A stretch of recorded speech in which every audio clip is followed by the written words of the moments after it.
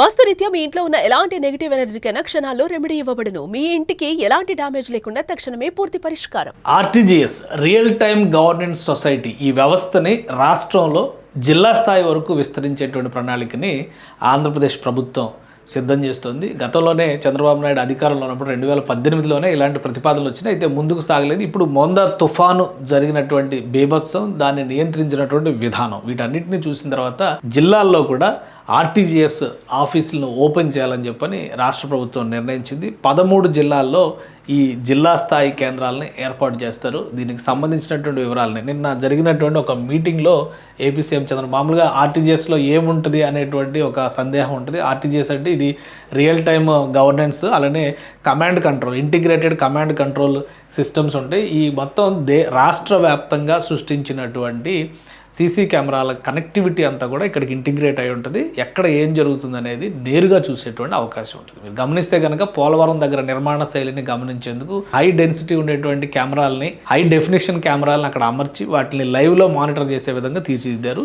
అదే తరహాలో రాష్ట్రంలో ప్రతి చోట ఉన్నటువంటి ఇంటర్లింక్స్ అన్నీ ఇక్కడికి వస్తాయి. తుఫానుకు సంబంధించినటువంటి శాటిలైట్ లింకేజ్ వల్ల తుఫానుకు సంబంధించి కానీ వాతావరణానికి సంబంధించినటువంటి అప్డేట్స్ కూడా ఇక్కడికి వస్తూ ఉంటాయి. వీటన్నిటిని కూడా ఎప్పటికప్పుడు వీళ్ళు మానిటర్ చేస్తూ ఉంటారు. ఇది రియల్ టైమ్ గవర్నెన్స్ సంబంధించి అటు అవతల వైపు అంతా కూడా ఆపరేటర్స్ కూర్చుని మానిటరింగ్ సిస్టమ్స్ ఉంటాయి. ఇక్కడ రివ్యూ చేయడానికి ఉన్నటువంటి మినీ కాన్ఫరెన్స్ హాల్ లాంటిది ఇది రియల్ టైమ్ గవర్నెన్స్లో ఉంటుంది. ఇప్పుడు ఇదే తరహాలో రాష్ట్ర వ్యాప్తంగా విస్తరించాలని చెప్పని భావిస్తున్నారు. సో ఈ విధంగా ఇక్కడ మానిటరింగ్ స్క్రీన్స్ ఉంటాయి. వీటన్నిటిని కూడా ఎప్పటికప్పుడు పర్యవేక్షిస్తూ అధికారులకు ఆదేశాలు ఇవ్వడానికి అవకాశం ఉంటుంది. ఇప్పుడు ఒక నిర్ణయం తీసుకుంది ఆంధ్రప్రదేశ్ ప్రభుత్వం. దానికి కారణం ఏంటంటే సైక్లోన్ మోందా ఫైటర్ అని చెప్పని మొన్న జరిగినటువంటి మోందా బీభత్సాన్ని నివారించడంలో కీలక పాత్ర పోషించినటువంటి అధికారులందరినీ కూడా ముఖ్యమంత్రి సన్మానించారు, సత్కరించారు.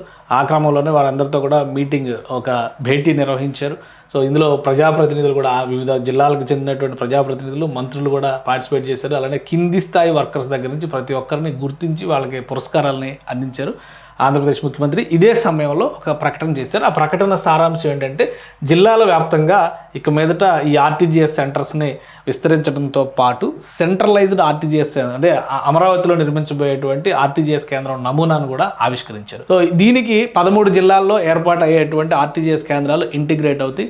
ఆయా జిల్లాల్లో ఏం జరిగినా కానీ నేరుగా ఇక్కడి నుంచి మానిటర్ చేసేటువంటి అవకాశం ఉంటుంది. అలానే కనీసం 250 మంది పనిచేసే విధంగా ఇక్కడ ఒక వ్యవస్థను ఏర్పాటు చేస్తారు. దీంతో పాటు 338 మంది పార్టిసిపేట్ చేసే విధంగా ఒక భారీ కాన్ఫరెన్స్ హాల్ని నిర్మిస్తారు, ఒక మినీ కాన్ఫరెన్స్ హాల్ నిర్మిస్తారు. వీటన్నింటింటే దీంతో పాటు ఫైబర్ నెట్ కానీ వీటికి సంబంధించి టవర్స్ కార్పొరేషన్కి సంబంధించినటువంటి నెట్వర్క్ని కానీ వీటన్నింటిని దీనికి అనుసంధానిస్తారు. ఇస్రో సహకారంతో శాటిలైట్ కవరేజ్ని కూడా పర్యవేక్షించేటువంటి ఒక వెసులుబాటుని పొందే ప్రయత్నాల్ని ఆంధ్రప్రదేశ్ ప్రభుత్వం చేస్తుంది. అంటే ఆ అగ్రిమెంట్ కనుక జరిగితే, ఇది మొన్న జరిగినటువంటి ఈ మోందా తుఫాన్ సందర్భంలో ముఖ్యమంత్రి, ఉప ముఖ్యమంత్రి, మంత్రులు అందరూ కూడా ఈ కేంద్రం నుంచే మానిటర్ చేశారు.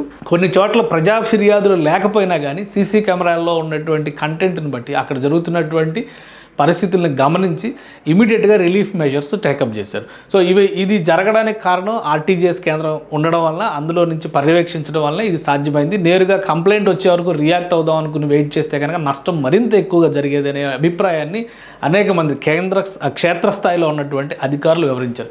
సో వాటిని చూసిన తర్వాత ఏపీ సీఎం ఒక నిర్ణయం తీసుకున్నారు. ఆ నిర్ణయంలో భాగంగానే రాష్ట్ర వ్యాప్తంగా గతంలో ప్రతిపాదించినట్టుగా గతంలో కేవలం 4-5 సెంటర్లు ఏర్పాటు చేయాలని చెప్పని భావించారు. కానీ ఇప్పుడు ఉమ్మడి 13 జిల్లాల బేస్ చేసుకొని ఆ 13 జిల్లాల వారీగా ఒక్కొక్క కేంద్రాన్ని ఏర్పాటు చేయాలి. అవన్నీ కూడా ఇంటర్లింక్ చేస్తూ స్టేట్ లెవెల్ ఆఫీస్కి, స్టేట్ లెవెల్ ఆర్టీజీఎస్కి కనెక్ట్ చేసేలాగా దీన్ని చేయాలనుకుంటుంది. ప్రస్తుతం ఇది వెలగపూడి సెక్రటేరియట్లో ఏర్పాటు చేసినటువంటి ఒక బ్లాక్ మాత్రమే. ఇప్పుడు ఆర్టీజీఎస్ కోసం ప్రత్యేకంగా ఒక కేంద్ర భవనాన్ని నిర్మించేటువంటి ప్రణాళికని ఏపీ సీఎం ఖరారు చేశారు. దానికి సంబంధించిన నమూనా చిత్రాన్ని ఇందాక మనం చూసాం. సో ఇది ఫైనల్ అయింది కాబట్టి అతి త్వరలో దీనికి సంబంధించినటువంటి అడ్మినిస్ట్రేటివ్ ప్రొసీజర్ని కంప్లీట్ చేసి నిర్మాణ ప్రణాళికని అమరావతిలో ప్రారంభించేటువంటి అవకాశం ఉంది.